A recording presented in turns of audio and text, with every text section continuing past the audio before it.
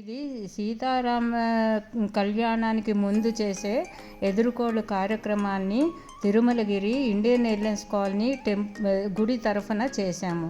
దయచేసి వీక్షించండి.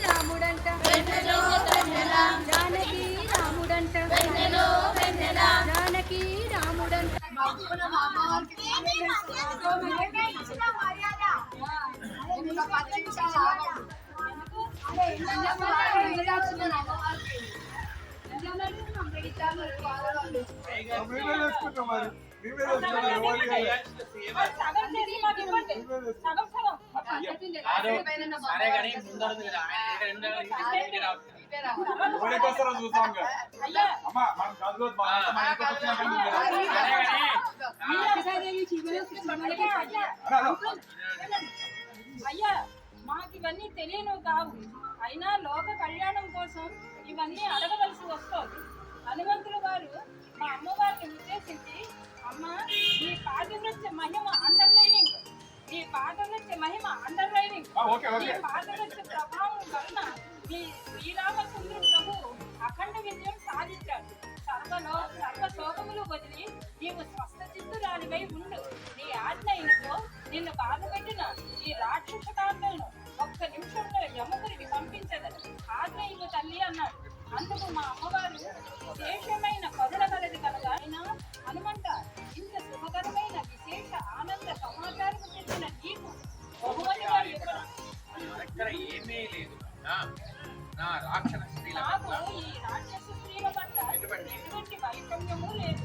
మీరు కేవలం వారి ప్రభు అయిన రావణాసురుని ఆజ్ఞ మేరకు అలా పంపించారు కానీ వేరే భావం ఎంత అడగక ముందే వాళ్ళు మా దగ్గర ఏం చేయమని చెప్పేసి అంతే.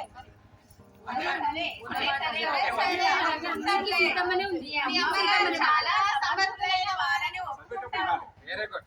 మా ప్రభువు అలంకరించబడిన అమ్మవారిని తీసుకొని రమ్మని విభీషణుని ఆజ్ఞాపించారు కదా, మరి మీ అమ్మవారు ఏం చేశారు?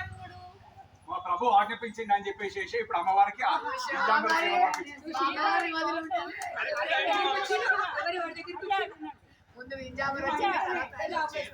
అయ్యా వినండి.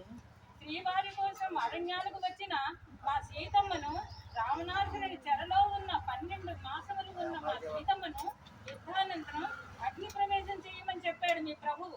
భార్యను ఎవరైనా లాలించి బుజ్జగించి ప్రేమించాలి గాని అగ్ని ప్రవేశం చేస్తారు ఎవరైనా? మీరే చెప్పండి.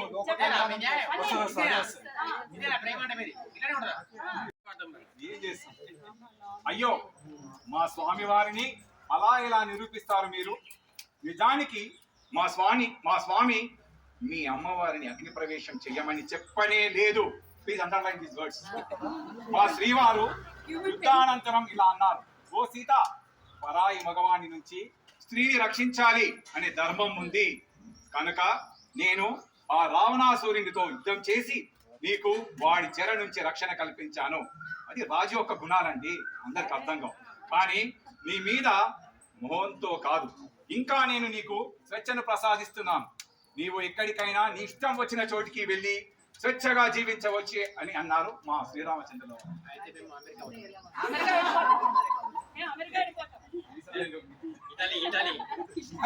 కనీసం కొడుకు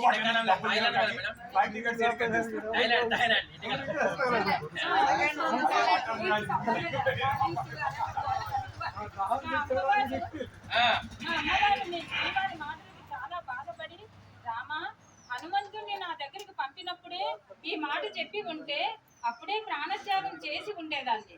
నేను అయోనిజగా భూమాత యందు జన్మించాను. జనకుని కుమార్తెగా పెరిగాను. బాల్యము నందే అగ్నిసాక్షిగా నీ పాణిగ్రహణం పొందిన దానను అని ఎంతో దుఃఖించి, నాయన లక్ష్మణ, నిన్ను ఎన్నో అనరాని మాటలు అన్నందుకు నాకు ఈ గతి పట్టింది. నాకు వేరే దారి కనిపించడం లేదు. అగ్నిని ప్రజ్వలింపచేసి చితిని పేర్చి నాయన నేను అగ్ని ప్రవేశం చేస్తానని చెప్పింది. అదిగో చూసారా, మా సీతమ్మ మహాపతివ్రత శిరోమణి అగ్ని ప్రవేశం చేసి అగ్నిని పునీతుణ్ణి చేసిన మహాపతివ్రత. అగ్నిదేవుడు స్వయంగా ఆమెను తీసుకుని వచ్చి శ్రీరామ ప్రభువుకి అప్పగించి, శ్రీరామ, ఈమె సాక్షాత్తు ఆ మహాలక్ష్మి అవతారం, నీకు తగిన ఇల్లాలు రామా, ఈమె వలన నేను పునీతున్నయ్యాను రామా, ఇంక ఈమెకు ఎడబాటు ఎంత మాత్రం కలగకుండా చూడమ్మా అని ప్రార్థించాడు. అప్పుడు మీ ప్రభు ఏమన్నాడో కాస్త వివరించండి మరి.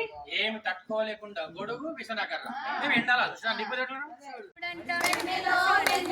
శ్రీరామ కళ్యాణమే వెన్నెల సీతమ్మ వైభోగమే వెన్నెల శ్రీరామ కళ్యాణమే వెన్నెల సీతమ్మ వైభోగమే వెన్నెల కళ్యాణ రాముడంట వెన్నెలో వెన్నెల సీతా రాముడంట వెన్నెలో కళ్యాణ రాముడంట వెన్నెలో సీతా రాముడంట వెన్నెలో పట్టాభి రాముడంట వెన్నెలో పట్టాభి రాముడంట వెన్నెలో జానకి రాముడంట వెన్నెలో జానకి రాముడంట వెన్నెలో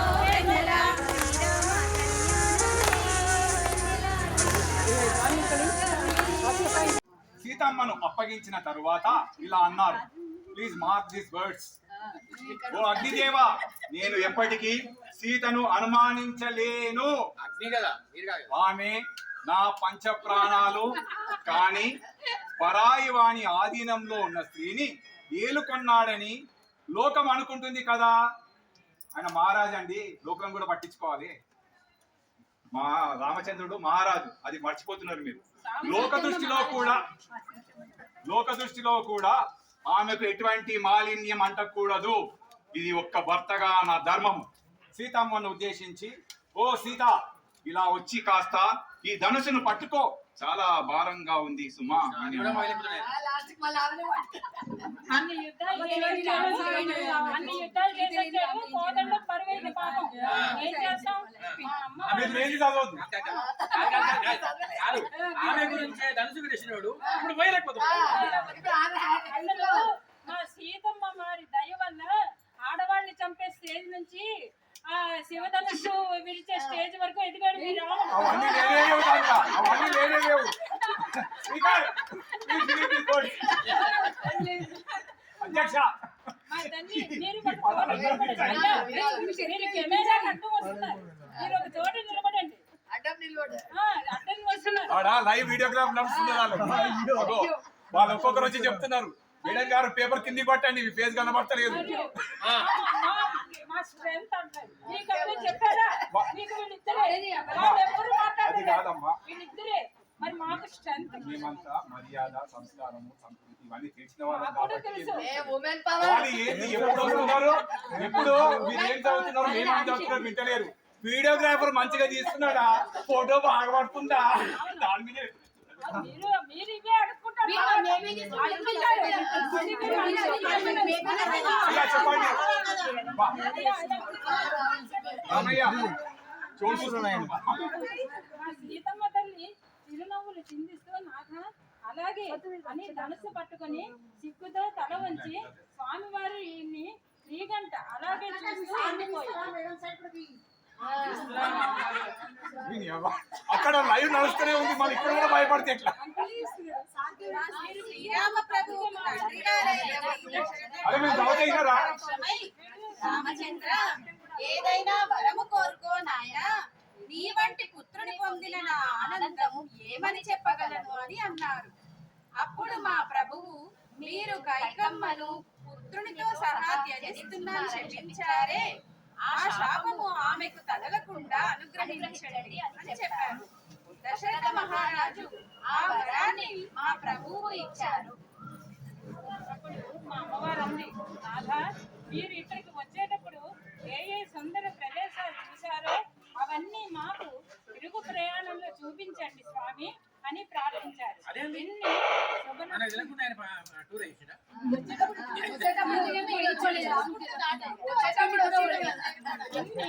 వాళ్ళకి అసలు జరిగిన సంఘటనలు ఏ వీడియో చూడలేదు.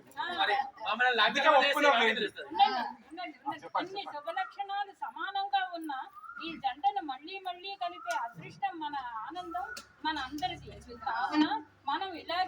సంవత్సరం ఈ సీతారామ కళ్యాణాన్ని శక్తి మేరకు జరిపించి అందరం అన్ని ఇక్కడికి జరగకి. సీతారాముల అనుగ్రహం ఆయనే మా రామయ్య పెళ్లి కొడుకాయనే. ఆనందమానందమాయనే మా సీతమ్మ పెళ్లి కూతురాయనే. ఎవరి కోసమైంది? మన అమ్మ కోసమే కదా. అమ్మ ఆమె భీష్మించి కూర్చున్నది. నేను రాముల వారిని తప్ప ఇతరుల మగవారిని చూడకూడ చూడను అని. మీరు ఎంగంగా చెప్పండి. చెప్పండి. ఉమెన్లోనే మెన్ ఉన్నాడు.